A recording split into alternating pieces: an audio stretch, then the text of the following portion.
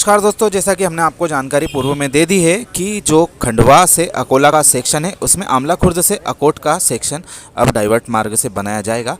दक्षिण मध्य रेलवे के द्वारा दोनों राज्य मध्य प्रदेश और महाराष्ट्र के वन विभाग में जो वन जमीन है उसके अधिग्रहण से संबंधित प्रस्ताव भेज दिए हैं तथा इस पर जल्द कार्यवाही के लिए क्षेत्र के विभिन्न सामाजिक संगठन अब सामने आ रहे हैं।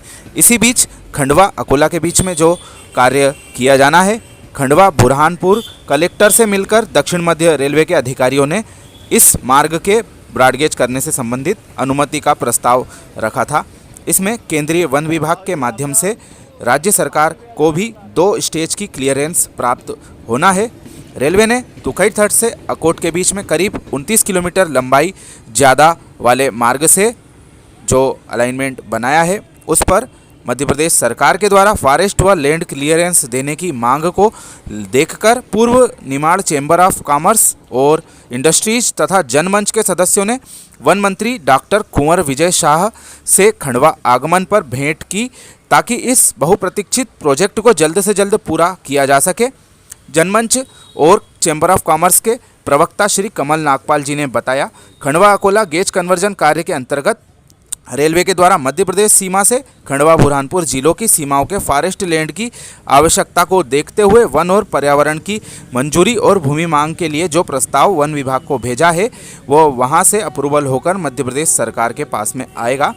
तो मध्य प्रदेश सरकार इस प्रोजेक्ट की वन व भूमि अनुमति को प्राथमिकता देकर कार्यवाही करे। इसको लेकर जो मुलाकात की गई है उसमें वन मंत्री जी के द्वारा सकारात्मक रूप से इस प्रस्ताव पर विचार करने की बात कही है। इस अवसर पर जनमंच और जो चैम्बर ऑफ कॉमर्स के सदस्य बड़ी संख्या में उपस्थित थे।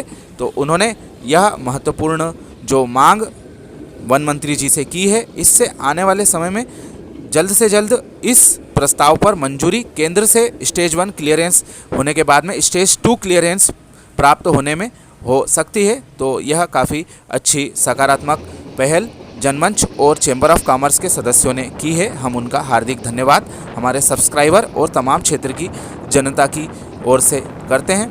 गौरतलब है कि यह कार्य काफ़ी धीमी गति से पिछले कई वर्षों से चल रहा है, जिस पर गंभीरता रेलवे के द्वारा नहीं दिखाई गई। पर्याप्त बजट मिलने के बाद भी इस कार्य में कोई भी तेज़ी अभी तक तो नहीं दिखाई दी है। उम्मीद कर सकते हैं आने वाले दिनों में इसी तरह की जागरूक पहल विभिन्न संस्थाएं करती रहे, जिससे कि रेलवे को इन कार्यों को करने में गंभीरता दिखाना पड़े और यह जो छोटा रेल मार्ग है लंबे समय से उदासीन होकर पड़ा हुआ है, इसका कार्य जल्द से जल्द पूरा हो सके।